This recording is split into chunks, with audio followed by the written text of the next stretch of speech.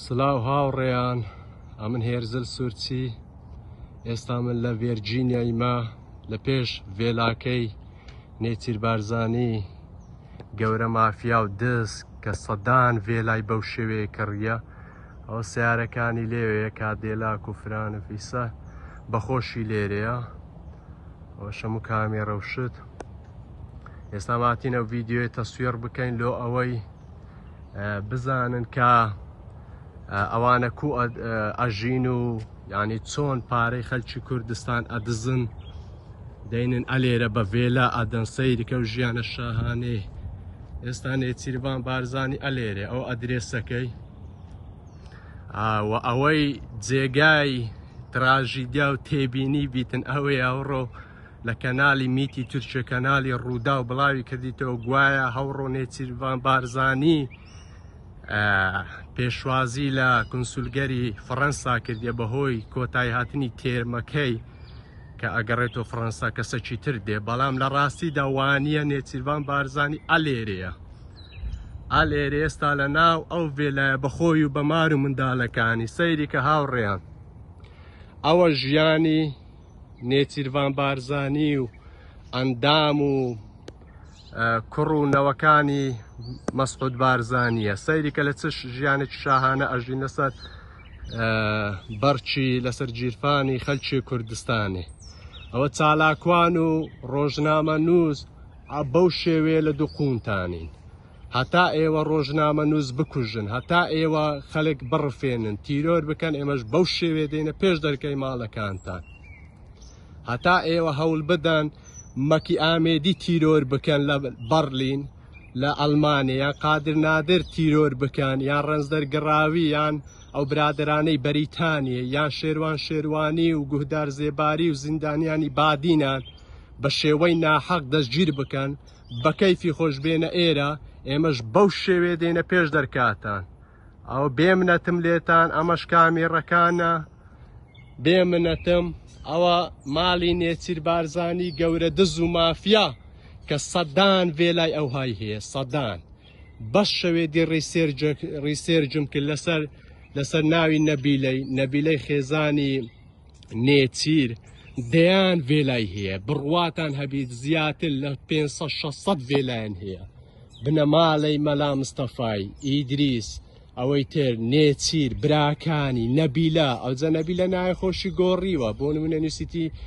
نەبیلە مستەفا، لە ئەوەی کەس نەناسیتەوە. لە کوردستانێ بەو شێوەیە شانازی ئەکەن، بەو شێوەیە شانازی ئەکەن، گوایە بنەماڵەی بارزانی و مستەفا بارزانی و نازانم چوچ وەکو پێغمبەر سەی دەکەن. لێرەش ناوێرن ناوی بارزانی بە شتەکانی خۆیان وە بکەن، لیان کردیتەوە لەبەرەوەی هەمووی پارەی دزیە. دڵنیابە وەکو معمەر قەزافی و سەدام حوسێن و عودە و قسەی دەبی بەجە بێرنە و ڤێلایەنە. سەیریکە ئەمن هێرزل سوورچی، چالاکوان و ڕۆژنامە نووس، هاوڵاتێکی ئەمریکی ڕەخنە ئەگرم و ڕەفسەکەمەوە تیرۆریست و مافیا بێن لە وڵاتی ئێمە بژین بەو شێوە بە کەیفی خۆت. ئەو پارێ بەو ڤێلایەتاندا پارەی دزیە،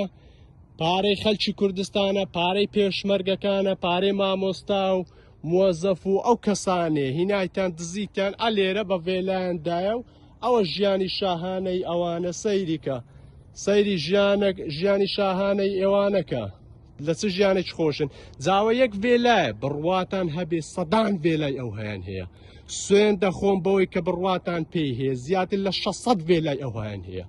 لەو ئەمریکای. ئێستا ویلایەتی ڤێرجینیایە،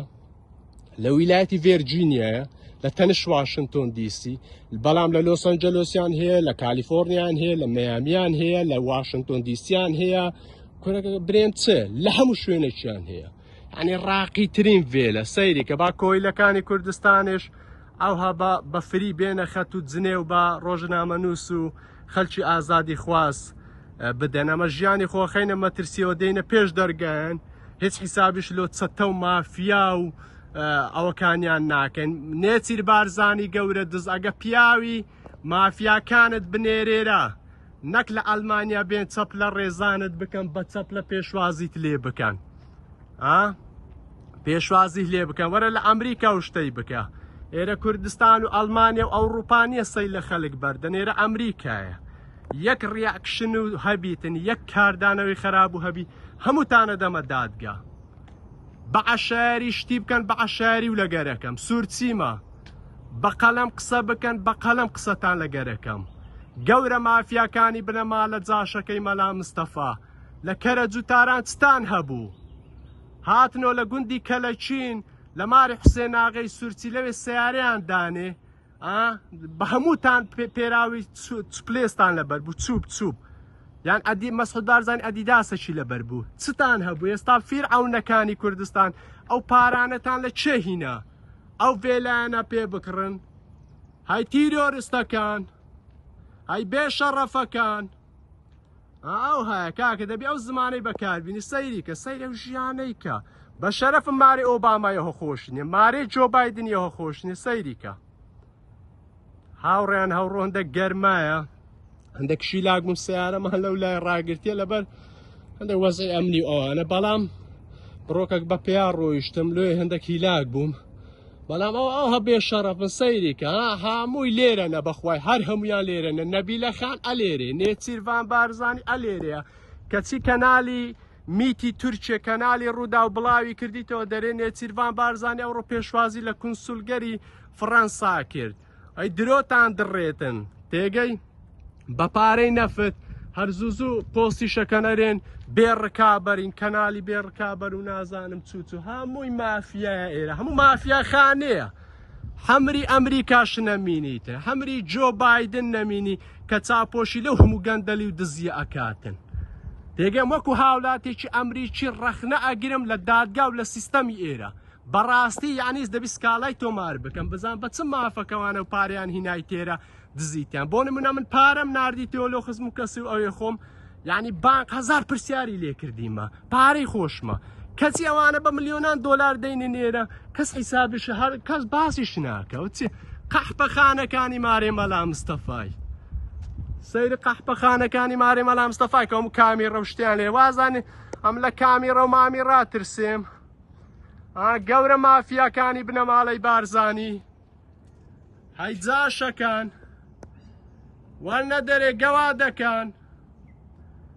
یەکتان ناوێری بێنە دەرێ قەحپەکانی کەرەج و تاران لێ هاوڕێیان بەو زمانە قساکەم چووکەوانە زۆر بێشەڕەفن دەیان ڕۆژنامە نووسیان تیرۆر کردیە تێگە ئەو زیندانیێنە دوینە ئینتەرویویەکم دی لەگە کا قادر نادر باسی زیندانی سپیلک و زیندانی ئاکرێ ئەکا یعنی لە 16/1996 دەیان گەنجیان لەو زیندانەی کرد گەنجی سوورچی دێگەی سوورچیەکان لێتان خۆشە بن بێشەڕەفەکان ئەمە وەکو مارێ ئەو کەسانە نین کە خۆیان فرۆش لۆ پارەی سوورچی حەقیقی ئەمنم هێرزل سوورچی وەرنە دەرێ بێشەڕەفەکان گەوادەکان پارەی خەلکی کوردستان بدزن بینێرە بە ڤێلا بدەن تێگەی ئاها بێشەڕەفن ئەوانە بەهەرحاڵ هاوڕێنە و ڤیدیۆ پێشکەش بە تەفدا پرێس و بە قادر نادر و بە کاک مەچی ئامێدی و بە کاک ڕێز دەرگڕاوی بە هەر هەموو ئەو چالاکوان و ئەو پیاوە جوان و ئازادی خوازانە هێرزەل سوورچی لەگەرتانە لە هەر گۆشە و کەناڵێکی ئەو ئەمریکایبی بە دوو قوونێ مارێ مەلا مستەفای وابم هەتا ئێوە ڕۆژنامە نووس دەستگیر بکەن و خەڵک تیرۆر بکەن ئێمەش بەو شێوێ دێنە پێش دەرکاتە ڕیسواتانەکەین تەلەفۆن بکەن بۆ پۆلیس بۆ دادگا لە هەر شوێنێک بێ من ئامادەمە ڕوبەڕووتان بمەوە بنەما لە بێشەڕەفەکەی مەلا مستەفای تێگە ئەبینی